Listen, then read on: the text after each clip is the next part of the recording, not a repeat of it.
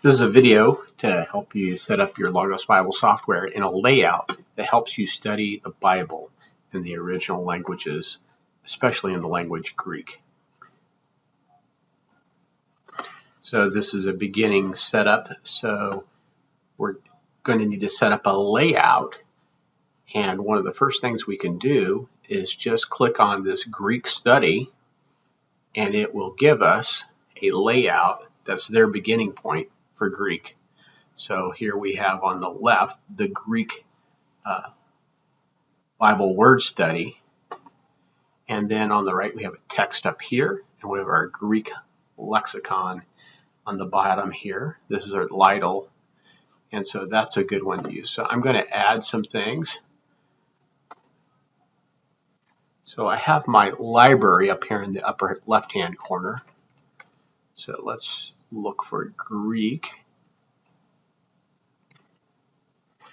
And there's lots of resources in our Logos. One of them we want is our Greek alphabet tutor. So I have that here now. Still looking. We have a Greek grammatical construction. We have our Greek New Testament. Let's put that in here. Okay, so I have my Greek text here. So I'm going to have two Bibles up here. I like to put my Bibles at the top. So I have an English version here, and with it I have an interlinear, and we can do that as a reverse interlinear or English order interlinear. And then I have my Greek text, and those two will help me a lot. Another tool I want is my information. And so my information tab is off to the right here. So when I'm hovering over a Greek word here in my text, my Greek definition, a translation, other resources are available on the right there. So I have my English translation, I have my Greek translation, I have a lexicon.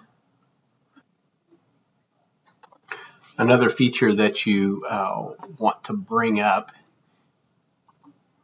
is you want to have in documents, you want a word list. And we'll do another video on the word list, but you'll be able to get to the Greek for Bible study word list, and these are the words that you can drill on. So we have our English Bible, we have our Greek New Testament, and then we have our word list. We have a lexicon here, we have our alphabet. One other thing we want to get in the habit of looking at is our apparatus. So we want the apparatus for our Greek New Testament, and I like to place that down here. So we have our lexicon, we have our apparatus, and what this is when there's a discussion on what the actual wording is in the New Testament.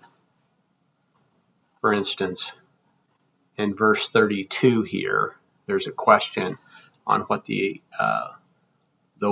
how the wording actually is.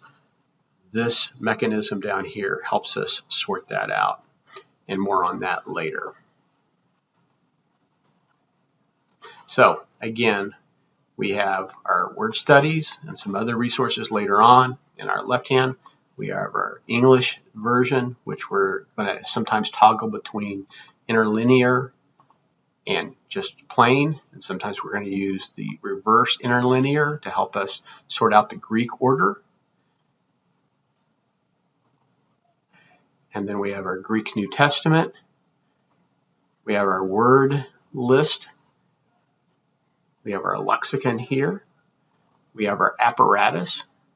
We have a Greek alphabet tutorial. We could put that up here too. And then off to the right is our information. And that's our setup for our layout. What we're going to do is we're going to save this. And what we want to do is save as a named layout. So perhaps you name your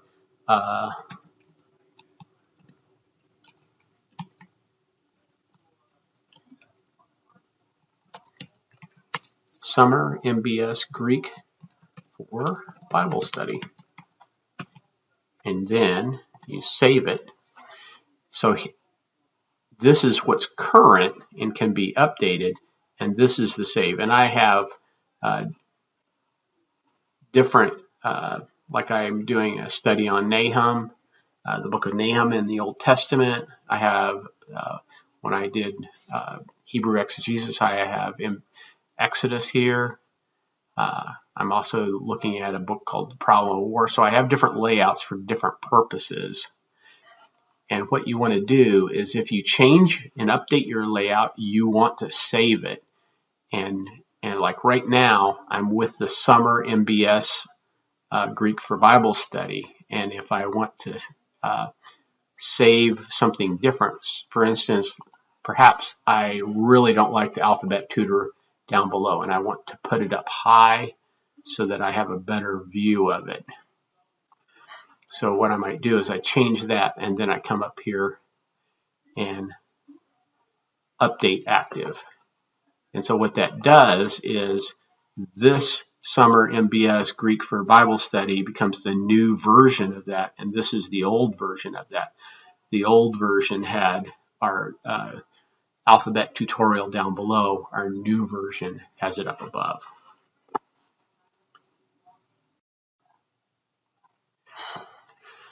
So this is your layout that you can use. You may prefer to set it up differently than I do, but basically this is what I like to do, is have my word studies off to the left, basically my text in my most important area, my dictionary and apparatus, and sometimes I might put a commentary down here.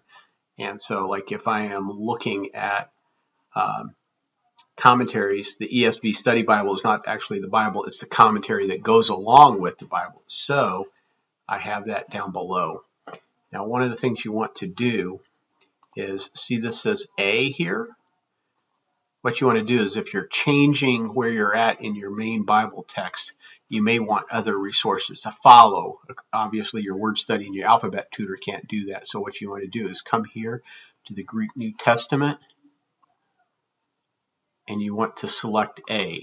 That means these two resources, A here and A here, are going to stay the same. So if I change this to John 1:1, and it's taken me there, my resource in the Greek New Testament is also going to be at kata eanan, chapter 1. It's going to be at John also.